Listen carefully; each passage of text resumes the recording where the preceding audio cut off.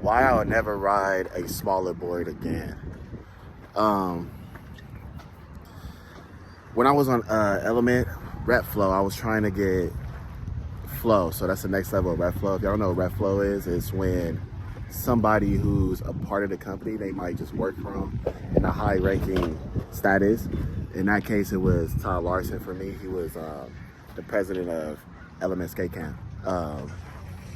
He would give me like 2 boards a month or whatever like that, and in hopes of that, I would give him some footage so he could show the team, and I'll try to get on the flow. So I have a whole other story on that, but the point is, I always get boards from him. So when it's rep flow, they got to give you what they can give you. Sometimes they can't give you what you ask for. Sometimes that's board sizes. So I usually was riding an 8.1 at the time, and if you guys know, an 8 is already small enough. I'm a size 9 foot, so nothing crazy, but still, it was like, an 8 is already too small for me. I asked him for a new package one day because I wanted to try the frontside flip with 10 stir. And he sent me a package, and I don't know what happened. He didn't say nothing about it, and I'm not mad or nothing about it, but he sent me a it was a 7.5. You guys know how small a 7.5 is? I think the last time I rode a 7.5, I was like just starting skating. And I think the only reason why I rode that size is because I was a kid, and the people who told me, like the older kids who were like, oh no, get a 7.5, that should be your size. So they probably were right at that time, but I'm probably like 18, 19 at this time. So, you know what I mean? I'm fully in my shoe size and everything, my size 9.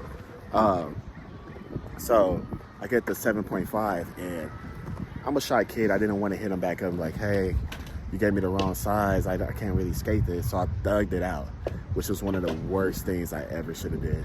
So at the time, it might shock you guys because you guys never see me do this trick like that. And if I do them, it's on like a hip and I'm looking scared. There's a reason for that. So as y'all know, hard flips are like my go-to tricks. I can hard flip almost any stair set I'm able to ollie. I hard flip the 13. I hard flip trick first try. That's my trick. That's like what I do. But before that, frontside flips used to be my hard flips. Better than my hard flips. Like, my goal was to be better than Andrew Reynolds at the time. When I was younger, just like, oh, I want to be better than him at frontside flips. Because I was able to do it off anything first try. I was doing it over rails, over 4x4s at the age of 14. So like I said, I was trying to go flow for Element. I was rep flow. So I was sending them footage like every week. That was my thing. I was just stacking as much as I can, as many clips as I could get, no matter what it was. But I'll also ask them, like, what do I have to do? And they'll tell me, yo, you gotta skate better spots. Because I was just skating like the bullshit spots around Inglewood where I grew up at, or Hawthorne, or whatever I could like skate to because I couldn't drive nowhere. But that being said, there was a 10 stair, that's a famous 10 stair. I think he double flipped it in one of my recent parts. But at the time, everybody was doing shit down there. The Otis like backside flipped over the rail, double backside flipped the set. People were doing a lot of crazy things on that 10 stair. I wanted to frontside flip it because that was my go-to. I knew for a fact I could land frontside flip off that set because I think I've done it off like a 9 stair at a skate park or something like that. Maybe even a 10 at a skate park. I don't know. But this is a street park, so I wanted to do it off of that. But I had the 7.5 board. But I didn't care. I didn't want to bug them, so I went over there. And we had a crew. We had to like... No, this is past when we had... I mean, we started the crew, but we had like a legit filmer at the time, Nick Shaw. Or did we? No, it's before Nick Shaw. We had a handicam and stuff. So I go there with the team. And... I go for the frontside flip multiple times, and I'm like pissed off because the board keeps over flipping. It just doesn't feel right because it's not my size board, but I don't care. And you know when you get angry, you start to get angry and you're like, I don't care, man, my life depends on it. It's like just being hella dramatic. So I just kept thinking like that, and I'm pushing myself, overdoing it. Instead of being like, yo, you don't have the right size board, go do some tech tricks. Don't jump off no big ass stairs and do a frontside flip. So what happened was, I started going, and I tried to frontside flip it, and the board over flips or something, and I bail out, and I roll my ankle. I rolled it so bad that I got a hairline fracture. I started crying like a baby. I didn't care who was around me. I started screaming when I rolled my ankle. That was terrifying. I probably would still cry if that happened to me right now. That shit hurt. So I rolled my ankle and I start crying and I'm embarrassed. And I got the homies there and they're trying to check on me. And I'm like, get away from me, get away from me. And I started crawling away. They still tease me about this to this day. I started crawling away and I'm just telling them to leave me alone. And I end up, and I'm crawling far. And I end up crawling to the fence, but I hit like a corner so they couldn't see where I went. They probably thought I just went around a corner to cry. I hopped the fence somehow with 1 foot and landed on 1 foot. Called my godmother to come pick me up. She picked me up and went in the car, didn't tell them I left, so they just didn't know what the fuck happened to me. Went home, I was just embarrassed. I was hurt because I was mad that I didn't get the trick, and I was mad that I hurt myself in front of all my people.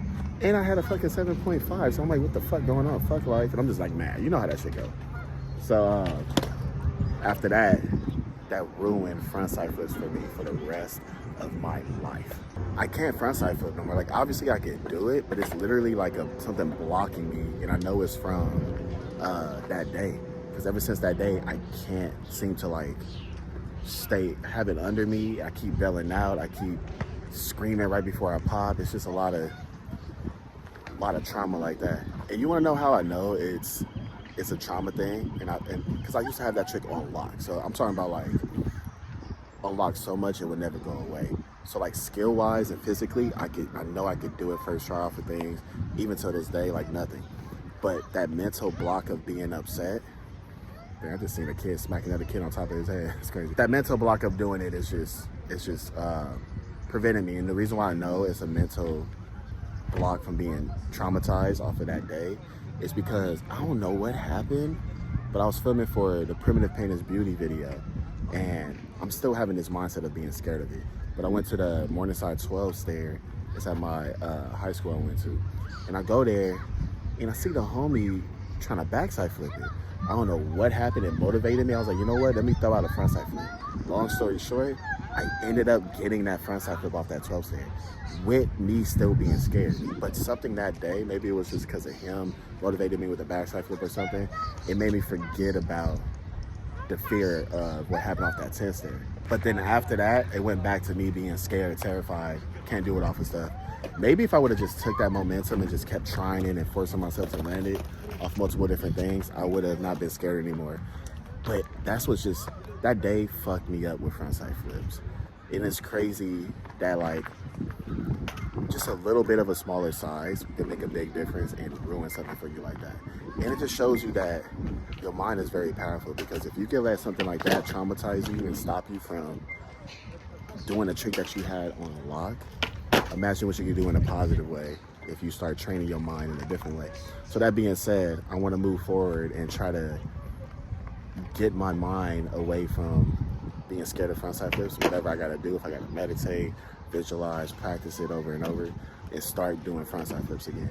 So that's one of the goals in this journey of getting my tricks back like I used to have them in my prime. So yeah, I'm gonna keep making more videos like this where I just talk to you guys and you know, just vent to you guys and whatnot. Y'all comment below if that's ever happened to you guys, and what trick is that, and what was the fall or whatever that traumatized you and you can't do the trick no more. I have another trick like that, and it's called nollie heel flip. Obviously, you know what a nollie heel flip is. I'm gonna tell you how that happened and why y'all see me doing stupid nollie heel flips on flat in these game of skates. 111, I'll see you guys in the next video.